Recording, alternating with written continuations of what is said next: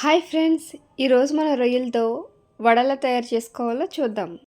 Evening snacks లాగా మీ పిల్లలకి, family members అందరికీ చేసి పెట్టండి. చాలా ఇష్టంగా తింటారు.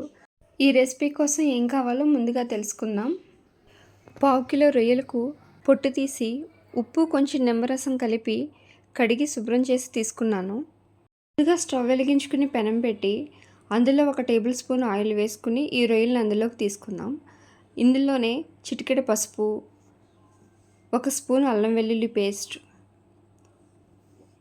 1 స్పూన్ కారం వేసుకుని బాగా కలుపుకొని రొయ్యల్లో ఉన్న వాటర్ అంతా ఇంకిపోయి పచ్చి వాసన పోయేంత వరకు ఉడికించుకోవాలి.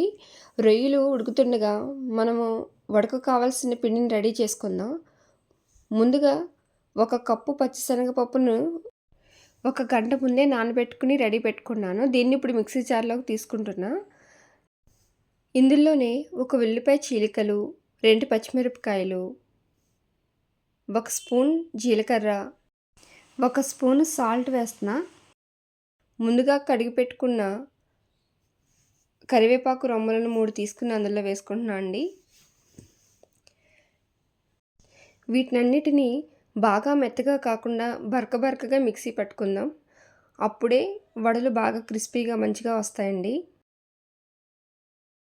పిండి ఈ కన్సిస్టెన్సీలో ఉంటే సరిపోతుంది. దీన్ని తీసి మనం పక్కన పెట్టుకుందాం.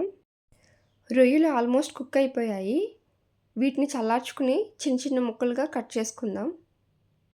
కొంతమంది వీటిని మిక్సీ కూడా పడతారండి. నేనైతే చిన్న ముక్కలుగా కట్ చేస్తున్నాను. మీకు ఎలా నచ్చితే అలా చేసుకోండి. కావాలంటే మీరు ఈ పీస్ని మళ్ళీ 2 మినిట్స్ కుక్ చేసుకుని ఇంతకుముందు మనం మిక్సీ పట్టుకుని పక్కన పెట్టుకున్న పచ్చిశనగ పిండిలో ఈ రొయ్యల్ని కొంచెం కొత్తిమీరని వేసుకుని కలుపుకోవాలి. ఈ స్టేజ్లోనే మనము ఉప్పు కారాలు ఏమన్నా పడతాయేమో చూసుకుని వేసుకోవాలండి. నాకైతే కొంచెం ఉప్పు పడుతుందని నేను సాల్ట్ కలుపుకుంటున్నా. ప్యాన్ తీసుకుని అందులో 3 టేబుల్ స్పూన్ ఆయిల్ వేసుకుంటున్నా. మనం డీప్ ఫ్రై చేయం కాబట్టి ఆయిల్ సరిపోతుంది. ఇప్పుడు ఆ పిండిని చిన్న ముద్దలుగా చేసుకుని వడల్లా చేసుకుని ఆయిల్లో వేసుకుందాం.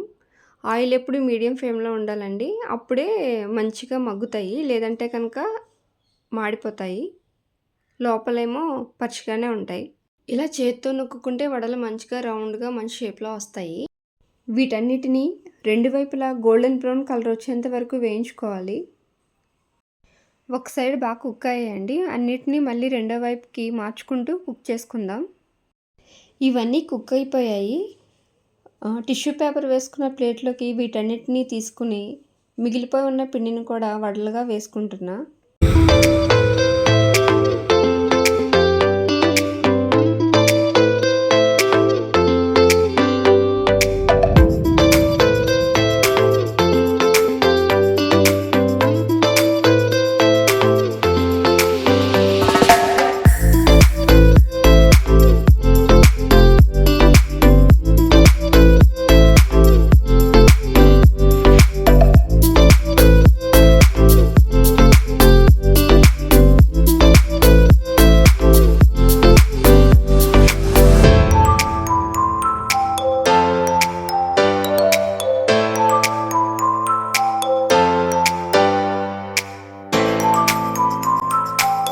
ఎంతో రుచిగా ఉండే రొయ్యల వడలు అయితే రెడీ అయిపోయాయి. వీటన్నిటిని ఒక ప్లేట్లోకి తీసుకుని గార్నిష్ చేసుకుందాం. ఎంతో క్రిస్పీగా కమ్మగా ఉండే రొయ్యల వడలు అయితే రెడీ అయిపోయాయి. వీటిని తిని టేస్ట్ ఎలా ఉందో చెప్తాను. వీటిని ఈవినింగ్ స్నాక్స్ లాగా చేసుకుని తింటే చాలా బాగుంటుందండి. నేను సాస్తో తింటున్నా. వీటన్నిటిపైన నిమ్మకాయ పిండుకుని కొంచెంగా తింటూ ఉంటే ఆహా, ఆ టేస్టే వేరండి. చాలా బాగుంది. మీరు తప్పక మీ ఇంట్లో ట్రై చేయండి. నా వీడియో కనుక మీకు నచ్చినట్లయితే please like, share and subscribe to my channel Gautami vlogs 523.